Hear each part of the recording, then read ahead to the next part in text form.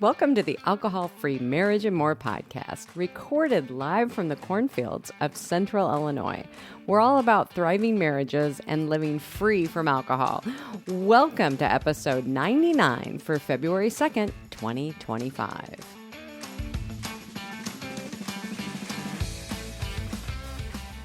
Well, hello there, children. Welcome back to the Alcohol-Free Marriage and More podcast. I am Matt, along with Coach Amy. How are you, my love? I am wonderful, Coach Matt. Matt. You got 99 problems, but a podcast ain't one. Except the podcast intro, we realized we rewrote it last week. And nobody apparently caught Well, not last week, a couple of weeks ago. Last podcast. And we didn't read close enough, and Amy's reading it this week, and I'm like, it said, we're all about living free from alcohol and thriving marriages. I'm like, wait, I know we're living free from alcohol, comma, and no, but way we are free from it all. Yeah, free and from we're marriages all about big laughs. and big laughs. So this is take 3 for those of you keeping score at home. We'll get there. All right. Well, if you love train wrecks like this, don't forget to like and subscribe to this fun-filled good time here. But yeah, episode 99, almost 99. To 100. Man. And I just found another 99. person here in the cornfields who is a non-drinker of 8 years, 4 years before I even quit. So I might try and get him on the podcast, see if he's open to it. I know we've got a couple other people. I know. If we can get them lined up. If we can get them in. You know. The thing is, people don't. Many times they're very apprehensive. They won't. We're still held back by the perceptions of what other people will think about us. Yes. This person, though, I don't think he won't will. care. No, based on what he posted. I hope he comes on. It would be great. I think he would. He's a chatterbox, too. So, and if you need some reading material while you're quitting drinking, we have those 7 tips to start your AF journey. That's a link there down below. You get that from Coach Amy's website. And then we've got our weekly marriage meeting guide. My favorite. Love it. We do it every week. We're not just, it's free. Go download it. We do it every single week ourselves. We do. Love it. I do. I have to say, yes, I do love it. But the one thing that's not in the marriage meeting guide, Amy, is tell your wife she's right. So I'm here this week, children, to tell you Coach Amy was right. Whoop, whoop. Coach Amy loves to try and keep Matt alive. Okay, but let's just put this out there. We have been on probably in the last, I don't know. It seems like forever. We've been on a health me. Journey.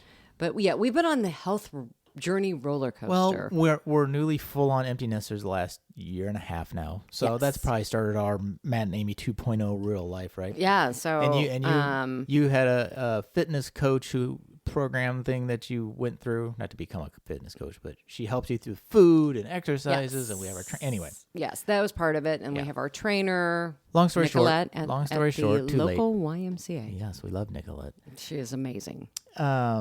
She likes to kick our butts. She does. So Coach Amy always is listening to podcasts and watching videos, and she always has the health tip of the day, it seems like. You should eat this and eat that. And I'm like, what is this new thing I've never heard of? And then people ask me, they're like, well, why are you taking that? I'm like, you know what? Here's the thing. I do my research on different things, and then I just make that decision. I'm like, yeah, I'm all in. And then I'm like, I don't remember why I'm all in. And then I'm in too. So there's certain things. Yes. Okay. Yes, we know you're crazy.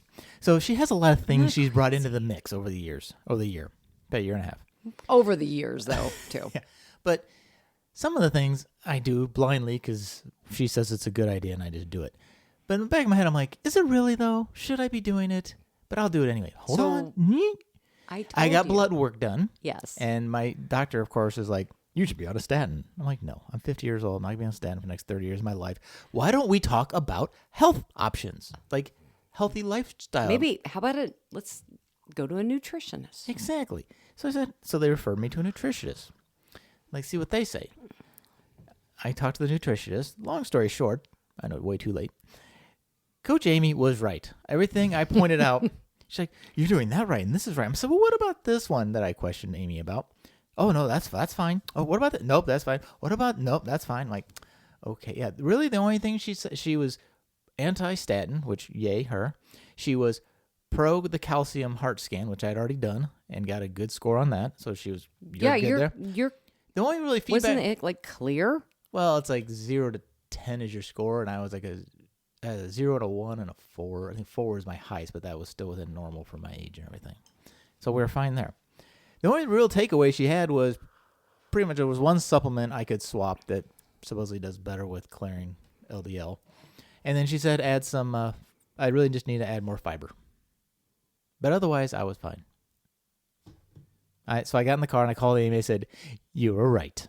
And I said, you're welcome. I know. So I get You for are questioning welcome. you. So I'm just here to officially proclaim. I am not a quack follower. Well, and she goes, well, you have to be careful who you listen to, but she must be listening to the right people because you're doing it right. I listen to all because I find it fascinating to listen to just different perspectives and what people are doing. And a lot of times I'll be like, oh, yeah. And I'm like, yeah, not doing that. But that's good for them. I'm all about eating whole food now. Right. Real food. We make most all of our stuff. I've even made our own hummus. Food made, food found in nature. Actual food, buddy, not candy. Not in a box. True. Yeah. Now, like they say, right? Stick to the outside edges of the grocery store. Which we pretty much do. Now, but to the point that even your son, who came home for a brief stint, looked in the pantry and he goes, "Wow, we really did clean up. You don't have any fun food in here." I don't know what he calls fun food, but fun food is food that is bad for you. Well, we have pretzels. You have when we redid the pantry, you did have a junk shelf. But see, I'm not anti-carb. Obviously, I eat fruits and vegetables; those are carbs. Right. But I really do. I really have cut back on bread. Like I have I use what are those wraps if I'm going to have extreme wellness wraps. Yeah, I will have that. Lower carb. Yeah, those are much lower, and I'm just like, no, I can't. And this will lead us into something else. So I will not. I'm not going to move forward. But I feel like this has all become, and I think our mutual friend, who I just learned is a non-drinker, his activity in health life seemed to go, if you track back like through his social media, you can see like, oh, he got more involved in these healthier things. Like you quit drinking, like, oh, I feel better. Well, what else can I do that make me feel better? And I think it just becomes a natural progression after you quit to just kind of like, oh, I can do more now and I have more energy. And well, if I didn't do that, now if I add something good in, and it's not something that happens in one day, but over time it's awesome. No, and I would have to say that it's also a mindset. Again, stepping out of that deprivation mindset that, oh, I'm going to be doing this, and if I'm eating healthy, I'm not going to be having any fun. I can't have this. I can't have that. But you can. You can, but there are certain things that now I'm even looking at. Like I know this sounds horrible. I'm not eating crumble cookies anymore. Okay. Okay, we can stay married. I thought you were going to say you weren't going to eat ice cream. That I got to draw a line somewhere, Amy. But I'm like, when I saw like what their ingredients are, right? I'm like, I'm out. All right, well, I know what you want to get into because we're going to talk about our Lingo continuous glucose monitor experience. Yes, I really want to get into that. Because sugar is a big thing when you quit drinking. And then Amy wants to help us get our LINT out of our brain. But before we do that, let's talk about our drink of the week. Coach Amy, what do you have? Okay, well, it's not open, but it is. Because you're cold. Because I am freezing right now. Because I decided today that I was just... Winter was over. I'm done with winter today. And then it's still cold. In the afternoon, it was raining. And I was like, apparently I'm not over. So my drink is the Untitled Art non-alcoholic chocolate dark brew. It is so good. It is definitely. Well, it's Untitled Art. Untitled. You will never lose with Untitled Art. It is really good. And it's like 90 calories. Oh my gosh, it has 2 grams of protein. Oh, it's like a protein. Woohoo! It's a protein beer. Yeah. I don't know if that's high or low for an NA beer. I've never really tracked the 21 protein. carbs. You're always gonna have the 0 carbs. fat. Usually got some carbs, but the protein is interesting. I've never really tracked. I had no idea. I didn't really even look. But anyways, It's really good. If you want to get that little bit of a chocolate dark beer going on. Very good. I found something new. I never drank this when I was a drinker because it was relatively new-ish. Mick Ultra has been around for a long time. It's a little skinny can. They just came out with Mick Ultra Zero at only 29 calories. So it's a 0.0, so it's not even like a 0.5 type one. It's 29 calories. Yeah, and it tastes fine. I would put it probably, it's a macro, zero alc beer. So I mean, it's inexpensive, which is a nice, relatively inexpensive. I personally would probably still go with, I think Bud's one of my favorite. But would you call that like a vacation beer? Yeah, this will always be a great vacation beer, especially if you're a person Yeah, that I has a would bunch take of this. those. And If you have the skinny koozies already, this is what you got to get. the skinny koozies. It is a little ladyish. It's the skinny can, and it's this little pale blue color. So You it's not were like, this is so girly. It's not the manliest of beer cans. I will give you that. I actually used to really enjoy. Yeah, That was one of my picks, but so I'm excited about having this as a summer girly beer. It seems like they are definitely trending towards the ladies with this can. It's a girly beer. But I mean, hey, it's anything for the grandkids. I do it all for you. So there you go. All right. Well, I didn't look at the health content. I'm sure there's no protein in it. But we do want to talk about sugar. So when you quit drinking, and I know, and you might be experiencing this. Yes. I mean, this is the last day of January. I hope you had a good dry January, that we're recording kids. this, and I just want to say for all of you, congratulations. Yes. Congratulations. Keep going if you want. If not, and if you feel like, hey, I've made my challenge, I'm done. There you go. Good for you too. But if you are starting to feel Enjoy those benefits, and you're like, I would just encourage you to maybe just keep going, see what it's like, because the real benefits start to kick in at 60 and 90 days, 100 days. So, but good for you. I was not a big sugar person, like candy, sweets. You were not at all. And I quit drinking, and I became the freaking Cookie Monster of sugar. Oh my gosh. But like a huge, like a person I have never seen eat sweets in our entire, was bellying up with the ice cream. Ice cream and cups of things of chocolate chips and licorice and just all, you name it. Oh yeah, sugar monster. So I want to read this for the listeners anyway. There's a number of reasons that sugar cravings come when you quit alcohol. So eating something sweet kind of quells that desire for alcohol. Part of it's that, your sugar, the activity in the brain's reward system, like alcohol. It's the same. A little dopamine hit from it. So it kind of. Not a little. It kind of, well, true. But it helps kind of mute that kind of urge. And you're substituting that physical action of eating candy in place of drinking alcohol. So you're getting a little reward from eating it. So it's sort of as a substitute. Like it can be definitely a replacement. And alcohol basically processes the sugar in your body anyway. So it's kind of, a even, but. And your liver processes it very similarly. Yeah. So it's still a little hard on your liver, but you're better off than drinking. So it's sort of like pick your demon. That's how I looked at it. All right. It's okay in the short run, but not the long run, right? Like you just want to sit there and say, definitely, right? I'm going to say that definitely was one of those things when we would go out to eat. And since I knew I wasn't having my 2 glasses of wine, I was like, oh yeah, I'm having the dessert. Which calorie-wise, you're probably, if you're careful, it would be an even, which would probably be why some people may not see that quick drop in weight, right? Because if I quit drinking, but I'm substituting my alcohol with a bunch of candy or something. Right? I laugh, though, because I didn't see like a huge amount, but there was definitely some shifting that went on because, I mean, I was... Yeah, you did say your weight didn't change, but like your pants still fit differently. Yeah. Yeah. That happened in a month. Like I went down a size, but didn't change. I mean, it was really crazy. Right. Like it changed a little bit, maybe a couple pounds the first month. Right. So I guess the lesson is, don't worry about the sugar. You need to not let it go forever. Yes. But in the short run, if that's helping you quit drinking, okay. And then you kind of, and I personally kind of just sort of chisel it away at a little bit of time. Fast forward to now, and a couple different companies have the continuous glucose monitors that you can get without a prescription. So we've been thinking about doing this for a while. Yeah.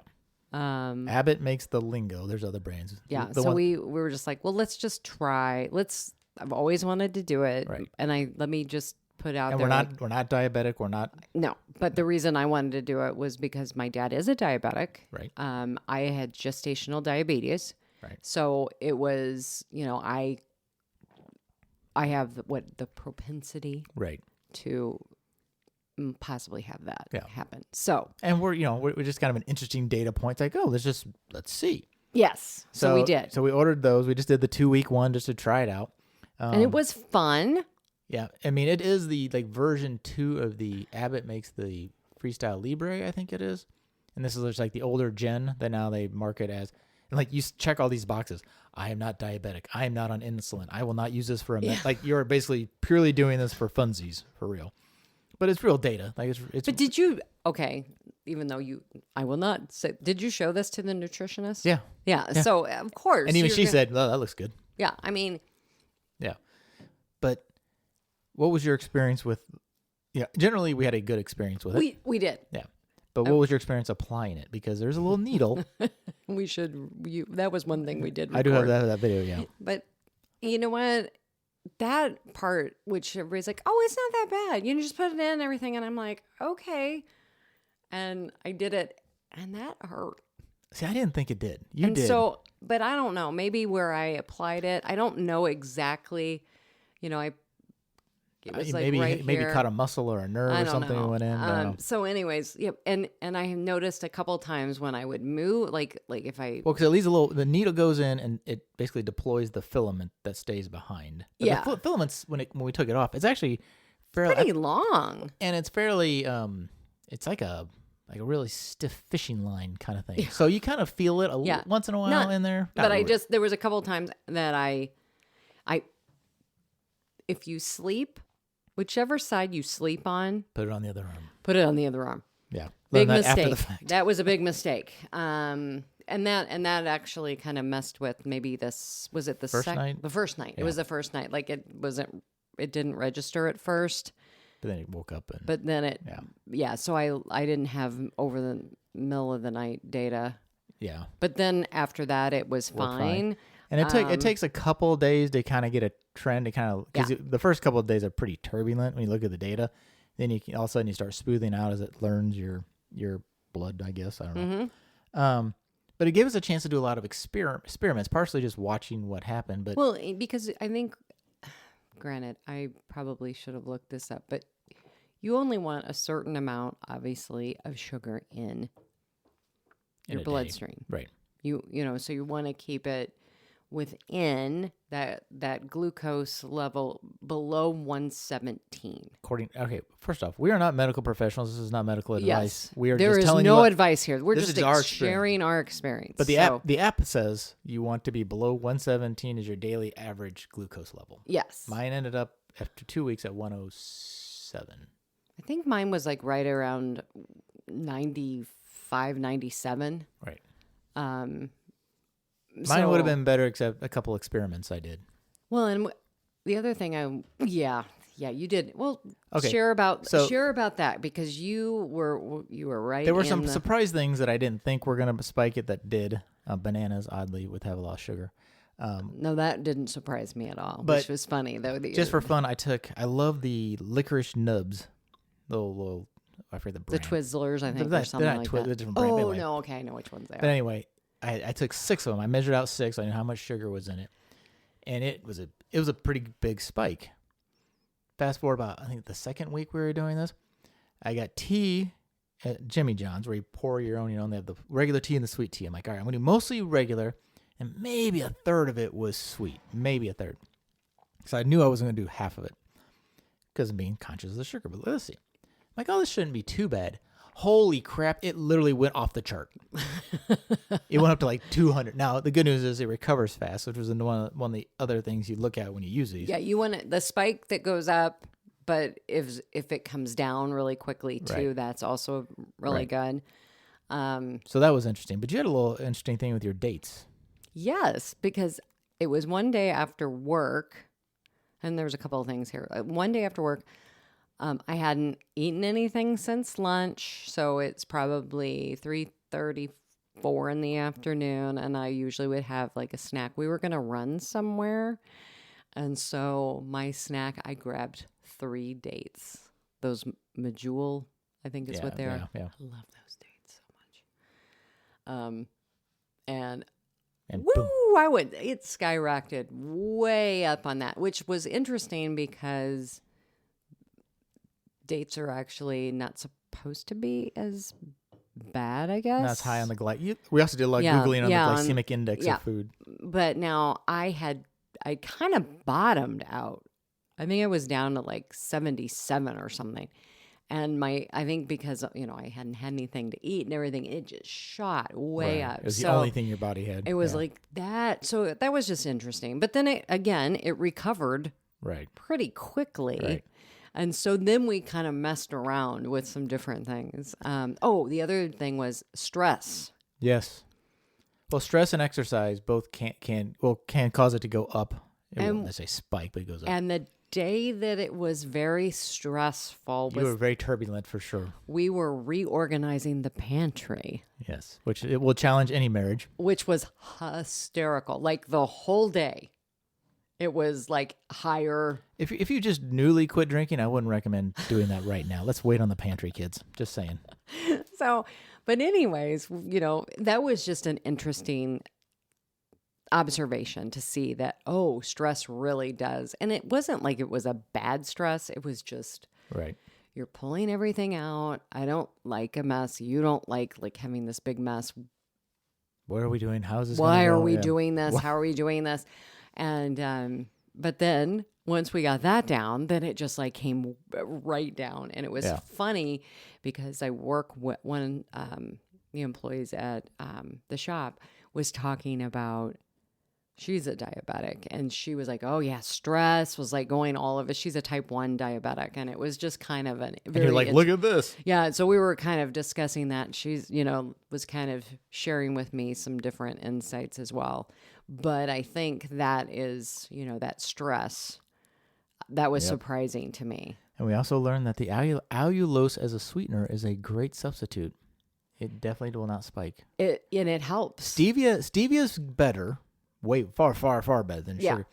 It still goes up more than allulose. Allulose is definitely the. But allulose really doesn't spike, and allulose can help prevent you from having a spike. Because then I went ahead and had some allulose before I had a date, and it did not spike the same way. So it's just kind of a really interesting, and then also with like. Apple cider vinegar can bring those spikes down as well. It's just you have to be careful because some people start getting into it and they like kind of get addicted to trying to flatline out their sugar and like over index everything. No. And that was not our point. I wanted to see, okay, how does we had a brunch this last week, right? And so it was kind of like, well, let's see what happens with different foods that I haven't eaten. Like we made the oatmeal that we used to love making all the time. And I'm like, whoa, but maple syrup. Take maple syrup out, maybe that change. Yeah. So it just makes you look at things a little different. Like when you go out to eat or you're doing your food choices, you're like, maybe I'll choose this over this because that's very processed, or that I know that has a lot of sugar and I can have this, equivalent and that won't have as much sugar. But yeah, it does make you very conscious about it. And also, making those healthier choices. But I've also, some of the doctors that I listen to, they've also said, one of is if we could have people do this for 2 weeks, a month. My nutritionist said the same thing. She said, I wish more people had access. Could use this tool and see how food actually interacts with your body. Yeah. Because I can't imagine, because there's so many people who, either they just drink pop or Starbucks drinks and there's so much sugar in there. And I'm just like, wow, that, we as a society, so many people are pre-diabetic and don't even know it. And I think when you look at it, it's like, it's not bad. I mean, it's good that you go up and down because that's what your body's supposed to do. But think about how often you're doing that to your body is the question, right? Yeah. So it's like, no, it's not bad to have a brownie here or some ice cream there or whatever you want to have. But can you imagine looking at that spike that I had with my sweet tea and say here's somebody, which is the equivalent of having a can of pop. So amazing, 3 or 4 cans of pop in a day. Well, it takes about 2 hours to run that cycle. You never come down. Your body is constantly pumping out insulin to try and recover, and you can just keep pouring gasoline on it. So it's that kind of knowledge of okay, I can have one and then put some time between next time I do something like that, right? But I may not get the giant tub-o cherry Pepsi at the movie next time. Well, I think what was, like you said, you're like, well, it's that visual. Right. You're sitting there looking at this going, all I can see is a spike. Mm-hmm. It's kind of like me. Like now when I look at a drink, Alcohol. Yep. I sit there and go, I just have my red Solo cup there with stale beer and cigarettes. There you go. Well, there you go, kids. Yeah, so check it out if you want to. We have no discount code. We're not affiliated with anybody. Yeah, we're not medical professionals. But if you want to try out Lingo, it's kind of fun. It's an interesting it was step on your health journey. I kind of have that ghost thing. And I noticed also that I was the phantom like feeling. And also I noticed how I was going to the app for there's no more data. I'm like, it's over. It's over. We'll do it again. It's done. We may wait till like the summer or something. Don't do it around Christmas, though. You'll just ruin your holidays. I honestly think it would be good to do it in the summer when you're more active, or the spring when you're able, because you and I, even when we did it, we haven't been able to go on as many walks. The walks and being that out in the yard doing stuff. Even the time that we go on walks. It's been bitter cold, and it's been, okay, is this a 1 or 2 block walk with the dog?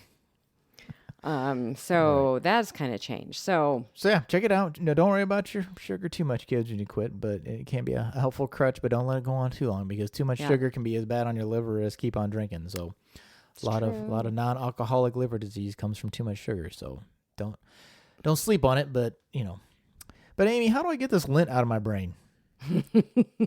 Well, I wanted to bring this up because overcoming self-doubt and people-pleasing. And this I got from Mel Robbins. Good thing I'm not a people-pleaser or anything. I know it. Such a good thing. But it was really interesting today. I have an app that I use. It's called Growth Day. Brendan Burchard. If you're interested, we will put the little link in there if you want to sign up for it or try it out or whatever. It is a great, productivity, growth app. So I love it. I just, all the information, all the different coaches who come in and teach. But Mel Robbins, who is one of the top coaches, she was talking about understanding the LINT trap of your mind. And what the LINT trap is, it's your RAS, your reticular activative system. Ooh, that's a big word. Yes, but it basically, the way it works is it filters out all the unnecessary things that we don't need to know. So, and when you can't store it on your brain. You can't store it. And we have so many things that are coming at us all the time. We would go crazy because we just couldn't keep up with it. Our brain couldn't. So it filters out like unimportant things, or things that, okay, I just normally will go brush my teeth, or the best example is when you go and you drive somewhere and all of a sudden you're like, how the heck did I get here? Because your brain just kind of takes over those functions. Right. That it deems, oh, well, these are repeated enough. I don't have to worry about these activities. So, but what is also interesting about this is, because we have so many negative thoughts that come into our brain all the time, we have this system that all of a sudden it starts to look for negative things. It can be geared towards positive, but many times because we have so many negative thoughts to keep us alive. I mean, basically. So all of a sudden, if you have all of these negative thoughts and you're not even consciously aware of them, like, oh, well, I don't, look at me. I don't, you have all those different things. I'm not good enough. I'm not smart enough, or all these different things, or, oh, I'm worried about what they think. Do they think this about me? Right. But those thoughts start to come in and they get caught in the reticular activating system. And so if you have this negative mindset and you're not cleaning it out, as she was saying, what happens is all of a sudden you're like in this drudgery. Does that make sense? But what does being a people pleaser have to do with that? Well, I'm not sure. Okay. Let me read my notes. Sorry. I have more questions than answers. No, it's okay. But I can define Lent while you look yes, that up. tell them what about I really liked her definition. Go ahead. So Lent is losing inspiration due to negative thoughts. Yes. And so what happens is, so maybe you have all these self-doubts that come up, and those get caught in there too. So you have all these, like, I'm not good enough, I can't do that. Oh, that person did this, well, I can't do this. This happens to all of us all the time. So while your brain is cleaning out all this extra stuff, it still holds on to the noise of the negative. So you've got this, and so all of a sudden, it's like you're collecting negative thoughts, but throwing the rest away. Yes, and so then when you look at this, also, many of us are people pleasers. And also this lint that you just described, we have to get in there and we have to clean this lint out. Yes. We have to fight back those negative thoughts. And many of my clients will hear me say this. If you have a negative thought that's coming up and it's like a ruminating thought and you're hearing it over again and that, I have done this. I'm like, just stop.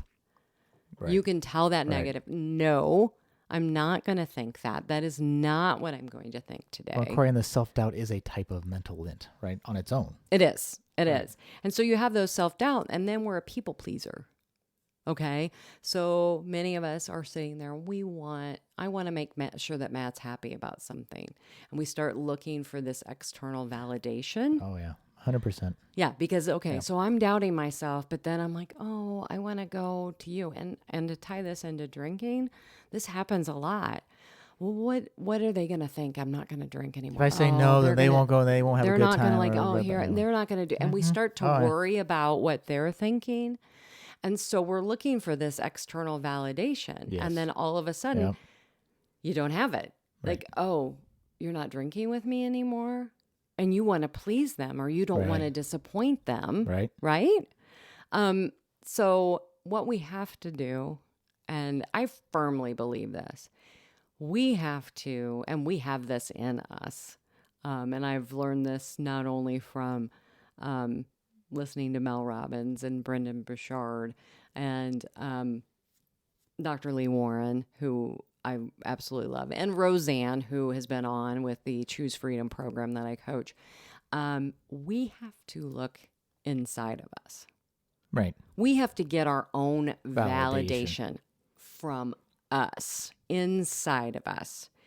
And we have to let go of that. I have to feel good about myself because you're validating me. Right. Because you're going to build up so much more lint so much faster. Yes. Because I live this life of, they didn't like that, or what they think, and all you're doing is doing that all the time. Yes. And so what you have to do is you have to say, okay, no, I'm not thinking this anymore. I am worthy. I am capable. I can do this. And darn it, people like me. Well, somewhat. Yeah. I mean, but also with that inside, that I will bring in like some of the mental fitness, that inner sage, that inner knowing. Right. But as a believer in Christ, I also know that I have the Holy Spirit living in me. And so I can go into that and say, wait a minute, what does God say about me? I am worthy. I am someone who can do these things. I can overcome things. I am a person who had a drinking problem, and I no longer do that. Right. And, I think I finally, I don't know if it's a people pleaser thing, but the drinking thing, I think at first I was like, well, what do people think of me? Or, what do I say? Or will I stand out? And now I've worked through it long enough to get to the point where I'm like, that's why we have the podcast. That's why we do this. Like, I don't have any shame in, you want to know I'll tell you exactly what I did. I have no shame in it. Was it a good choice? No. No. Am I proud of it? No. But do I think it's better on their side? Yes. And am I going to step down or be ashamed or be bullied because you don't like that I don't drink? I don't care. Exactly. See, and you have that now because of what's inside of you. But I will say to anybody who's quitting, newly quitting, that's hard. It is hard. That's hard. I mean, that's why that's part of the reason why this podcast has Drink of the Day, because one of my biggest things when I quit was trying to find ways to look normal so I wouldn't be getting that. And I think that was a convenient crutch, good crutch, not a bad crutch, a healthy crutch, if you will, to get to the point where now I'm like, I just don't care. Yeah. Like for a while, it's like, oh, I still fit in. Look, I don't look like I'm out of place, and I can kind of get level with myself. I'm like, whatever. Yeah, and I think one of the things is when we're trying to tackle that self-doubt, to tie it in with this, self-doubt says to you, it will never happen for me. Right. Like you start to compare yourself. Oh, well, look where they're at. Well, that's not going to happen for me. Imposter syndrome's in that same category. But what we have to do is we have to learn to spot that thought, that particular lint, and we go ahead and we say, wait a minute. Because it has happened for them, why can't it happen for me too? Right. Why can't I do this? And that when you start to take on and change that mindset around it, that's where you start building confidence. Right. And once you start like, oh, I went to this event. Oh, it was awkward. Ugh. Right. I went and it was really crazy. It was weird and I felt different, but that's okay. Whenever you do something new, it's going to be awkward. I always go back to the bicycle, right? Learning how to ride a bike. Right. It's awkward. Right. It is very, you don't know how to do it, but you learn. And each time you get on that bike and you fall down, you get back on that bike, you keep going. And that is what we want you to do. We want you to cultivate confidence. We want you to shift your mindset from that doubt to willingness to attempt and to keep going and to keep saying, you know what, I'm willing to try. I'm going to keep going with this. Yep. Let's see here. I'm just reading through some of the notes, and I think we've kind of, but covered this. You're talking about like the doubt and the worry and like, oh, that's excuse me, the only, what do we learn? 85% of the things you worry about will never come to fruition. Mm-hmm. So it's kind of that same thing. It's like you're spending this time worry about what other people think who probably aren't paying attention to you. Worried about how, I think you're right with that bicycle now. Like it takes time to learn. You're learning a new skill, or more importantly, maybe you're unlearning an old skill, right? Like I've always had this unhealthy crutch. Now I need to use a healthy crutch. So then maybe someday I don't need the crutch at all, right? And that's kind of the way that I've made my way through. It's like alcohol was my crutch. All right, well then a non-alcoholic beer was my crutch, so I at least would look quote unquote normal. And now I just don't need it. Yeah. But I think you have to find those, those things to kind of help clear that lint out and get rid of the negative thought. And like, okay, what can I substitute that negative thought with a positive version of it? But it's one step at a time, right? It is. And everybody wants to change tomorrow. It's everybody wants to just go like, fix. They want to be there. Right. They're like, no, that's what I want. But we have to be willing to walk through it. There's no magic pill. There is no magic pill. And as you slowly go down this path or whatever it is with habit change that you're wanting to change, it just takes time to get there. And I'm going to tell you that over time, it does get easier. Yep. It really does. But what you have to do is whenever you're feeling that negativity, maybe you're feeling that stress around it, it's look for it and say, okay, what is that?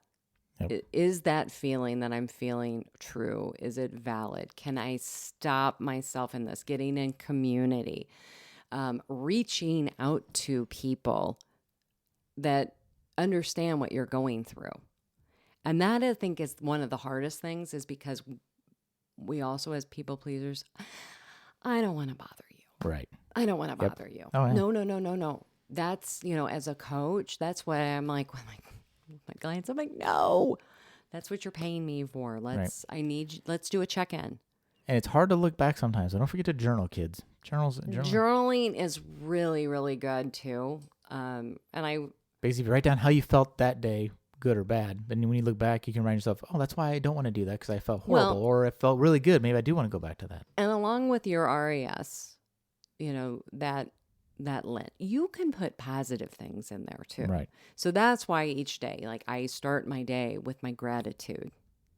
I mean, writing out 10 things that you're grateful for, it doesn't matter if they're big or small. even on those days where I'm not really feeling that grateful. No, because you wake up and we all have different moods. But then when I have those mornings, I sit there and I switch it around and I make it an I get to list.